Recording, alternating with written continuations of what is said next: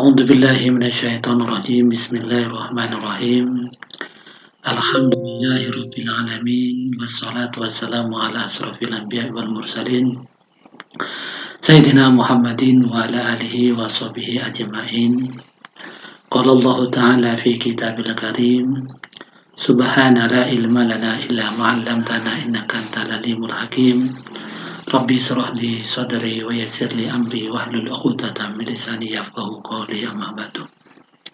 Pertama-tama marilah kita senantiasa memanjatkan puji syukur kita kepada Allah Subhanahu wa taala dengan limpahan rahmat, hidayah, taufik dan inayahnya Allah lah yang berupa kesehatan, kesempatan, kesabaran sehingga kita dapat melaksanakan aktivitas di pagi hari ini.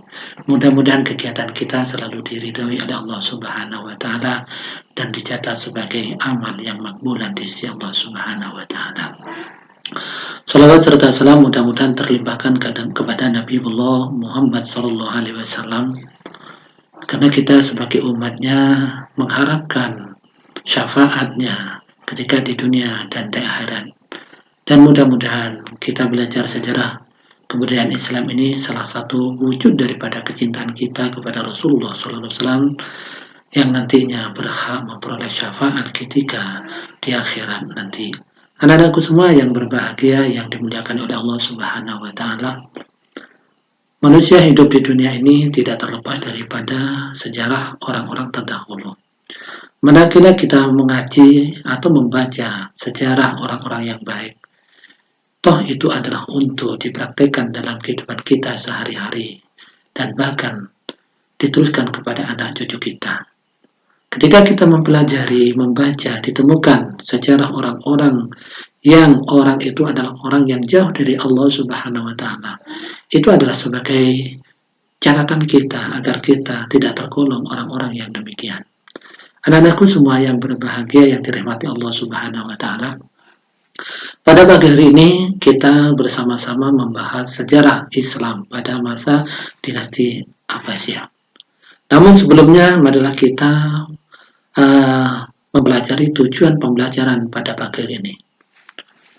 Setelah mempelajari, setelah melalui kegiatan pembelajaran dengan metode diskusi, tanya jawab, analisis, penugasan dan presentasi, dengan pendekatan saintifik peserta didik dapat memahami sejarah berdirinya dinasti Abbasiyah beserta silsilahnya sehingga peserta didik dapat menghayati dan mengamalkan ajaran agama Islam yang dianutnya. Melalui belajar sejarah kebudayaan Islam ini untuk mengembangkan sikap, karakter, jujur, peduli, dan bertanggung jawab. Anak-anakku semuanya yang berbahagia.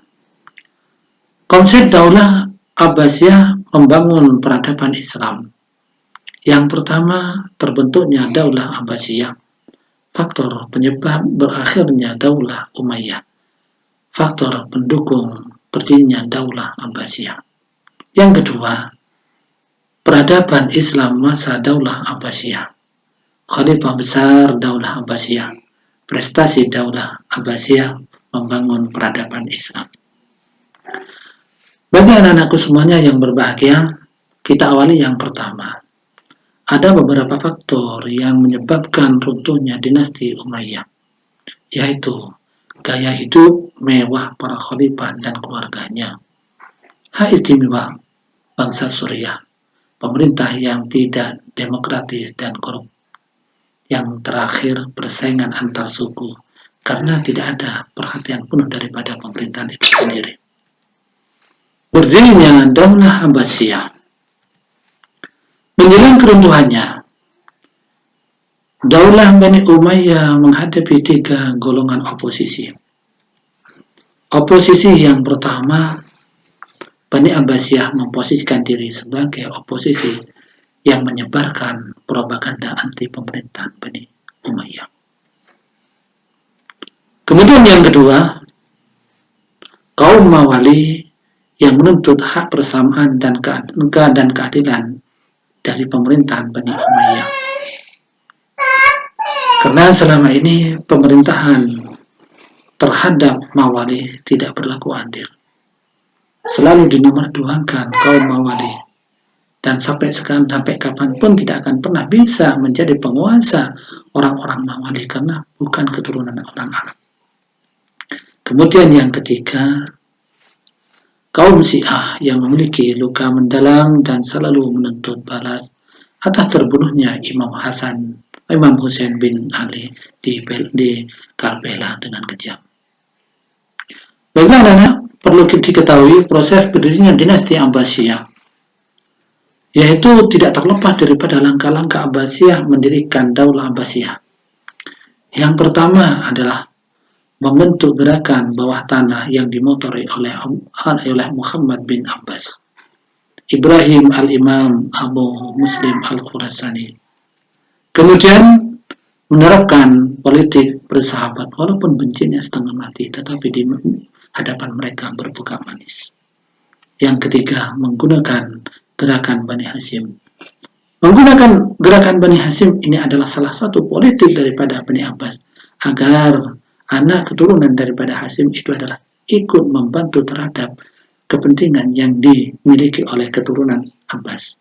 Yang terakhir, menetapkan Khurasan sebagai gerakan politik Bani Abbas dipimpin oleh Abu Muslim al-Khurasani.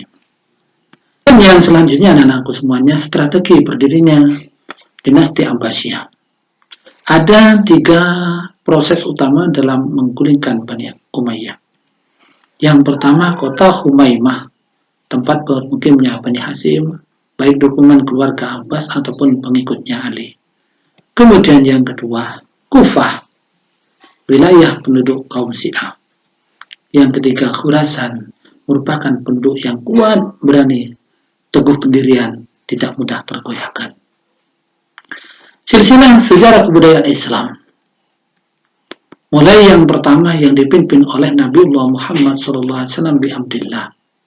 Kemudian dilanjutkan oleh Khulafaur Rasyidin, beralih kepada pemerintahan Bani Umayyah.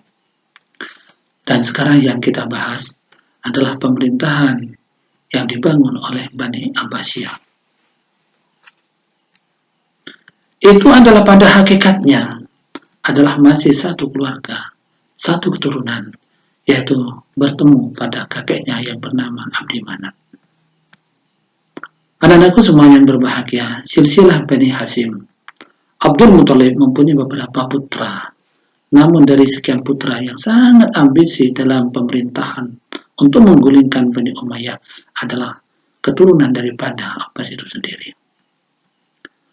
Kemudian anak-anakku semuanya, silsilah Bani Abbas. Inilah silsilah Bani Abbas dan sekaligus penggerak daripada penggulingan daripada Bani Umayyah.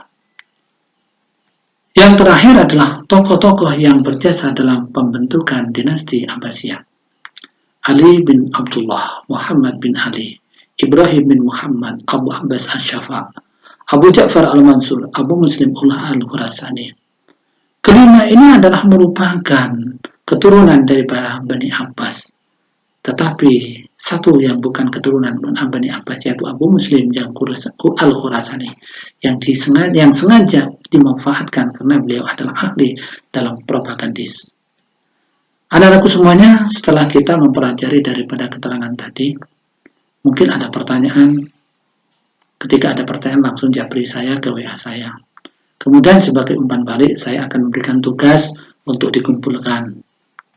Ini tolong anak-anakku semua diberi nama, kelas, dan nomor absen. Ketiga-tiganya ini tidak boleh tidak diisi, harus diisi, wajib diisi. Ya, kemudian dikerjakan UKBM 1, dan KB 1 dan 2. Tanggal pengerjaannya adalah sekarang tanggal 23, dikumpulkan paling akhir tanggal 24 Juli. Dikumpulkan ke alamat ini, yaitu di ini ya, mursidi123@gmail.com ya. Terima kasih anak-anakku semuanya. Jangan sekali-kali anak-anak saya mohon maaf, jangan dikirim ke WA Pak Guru. Tolong dikirim ke emailnya Pak Guru ini. Terima kasih atas perhatiannya, mohon maaf atas segala kekurangannya, dan saya akhiri dengan ucapan ihdinas siratal mustaqim. Wassalamualaikum warahmatullahi wabarakatuh. Selamat mengerjakan.